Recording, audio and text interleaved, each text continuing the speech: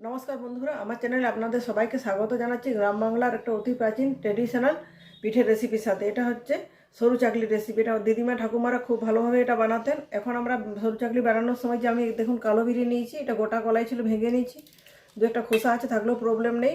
এখন আমরা এটা বানাই বাজারে ধোয়া বিরি নেই, কিন্তু ধোয়া বিরির চেয়ে কালো বিরিটাতে বেশি ভালো হয়। দু একটা খোসা আছে, থাকলে প্রবলেম নেই। যেহেতু দিদিমা ঠাকুমাদের রেসিপি, সেজন্য আমি তারা যেভাবে বানাতেন সেভাবেই বানাচ্ছি। আর এখানে নিয়েছি আতপ চাল। এটা যে কোনো নর্মাল আতপ চালও নিতে পারেন। আমার এখানে গোবিন্দভোগ চাল ছিল, সেই চালটাই ব্যবহার করেছি। একটা কাপে 2 কাপ চাল নিয়েছি, তার অর্ধেক নিয়েছি ডাল। এখানে রেশিওটা হবে 2:1। এরপর এগুলো খুব ভালোভাবে ভিজিয়ে দিয়েছিলাম 4 ঘন্টার মতো। ভালোভাবে ভিজে গেছে। 4-5 বার জল দিয়ে খুব ভালো করে ধুয়ে নিয়েছি। তো চলুন এগুলো মিক্সিং জারে খুব ভালোভাবে একটা মিহি পেস্ট বানিয়ে নিয়ে ফিরে আসছি। দেখুন বন্ধুরা, চাল ও ডাল খুব ভালোভাবে আমি পেস্ট করে নিয়েছি। যেহেতু এটা খুব মিহি চকলি হবে এবং নরম হবে, এই জন্য আমি এটা খুব মিহি করে বেটেছি। দেখুন চালের পেস্টের ঘনত্বটা কীরকম হয়েছে। এবার ডালটা বেটে নিয়েছি, ডালটা এখানে অ্যাড করে দিচ্ছি। 1/2 লিটারের মতো জল ব্যবহার করেছি ডাল এবং চাল বাটার জন্য। এরপর দিয়ে দিচ্ছি একটু এখানে পরিমাণ মতো লবণ। এটা খুব সহজ রেসিপি, খুব বেশি উপকরণ লাগে না। চাল ও ডালের ঠিক মাপসহ ভিজে তৈরি করলে খুব ভালো ধরনের সরু চাকলি তৈরি করা যায়। এটা খুব ভালোভাবে মিক্স করে নিচ্ছি। তারপর চলুন সরু চাকলিগুলো বানানো শুরু করব। বন্ধুরা, ধোসা বানানোর জন্য গ্যাসের ওভেনে বসিয়ে দিচ্ছি তাওয়াটা প্রথমে হাই হিটে গরম করে নিচ্ছি। এরপর লো টু মিডিয়াম হিট করে দিচ্ছি। একটা ভিজে কাপড় দিয়ে তাওয়াটা মুছে পরিষ্কার করে নিচ্ছি খুব ভালোভাবে।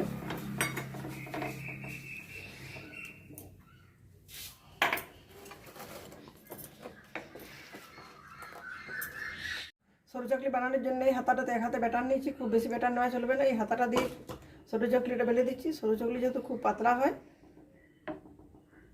যেন ব্যাটারটা খুব বেশি ঘন করা চলবে না। সরু চকলি ঘন হয়ে গেলে ভালো লাগে না। তো প্রথমে খুব বেশি জল ব্যবহার করবেন না। প্রথমে একটা চকলি বেলে দেখবেন, যদি সেটা ঠিক কনসিস্টেন্সি না থাকে তাহলে পরে একটু জল অ্যাড করবেন।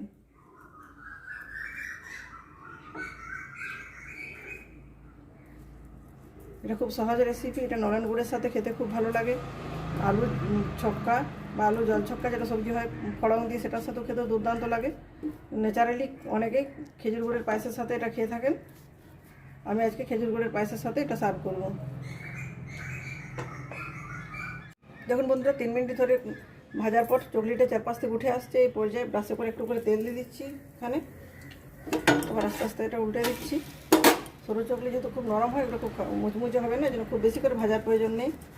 ব্রাশ দিয়ে একটু করে তেল দিয়ে দুটো পাশ উল্টে পাল্টে হালকা করে ভেজে নিচ্ছি। বেশি ভাজলেও সরু চকলি নরমই থাকবে।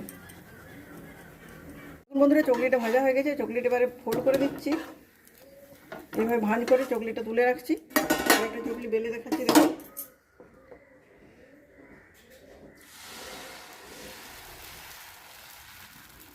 যে হাতাতে ব্যাটার নিচ্ছি সেই হাতাটা দিয়ে বেলে নিচ্ছি। এটা খুব সহজ, যে কেউ বানাতে পারে। খুব বেশি উপকরণ লাগে না, খুব বেশি তেলেরও ব্যবহার হয় না।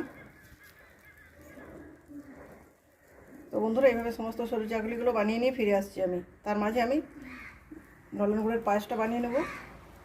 সেটা একবার বানিয়েছিলাম, আপনাদের যদি প্রয়োজন হয় ডেসক্রিপশন বক্সে লিঙ্ক দিয়ে দেবো, সেখান থেকে দেখে নেবেন। দেখুন বন্ধুরা, নলেন গুড়ের পায়েসের সাথে সরু চাকলিটা সার্ভ করবো। আমার পায়েসটা এখানে বানানো রেডি হয়ে গেছে। আর লাস্ট সরু চাকলিটা আছে, এটাও কমপ্লিট করে নিচ্ছি।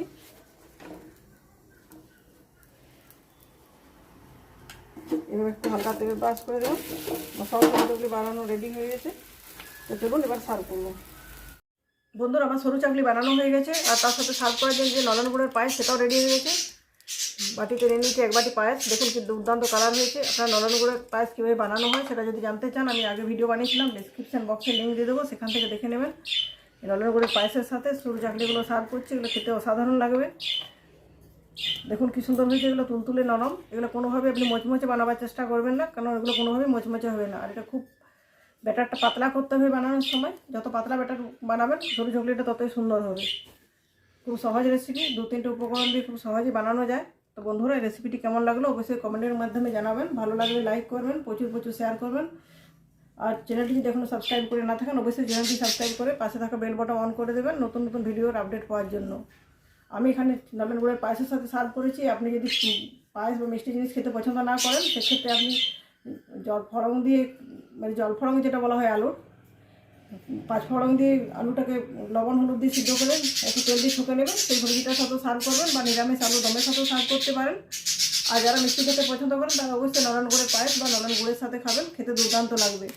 তো বন্ধুরা চলুন আজকের মতো এ পর্যন্ত, পরের দিন ফিরে আসছি নতুন কোনো রেসিপির সাথে। ধন্যবাদ।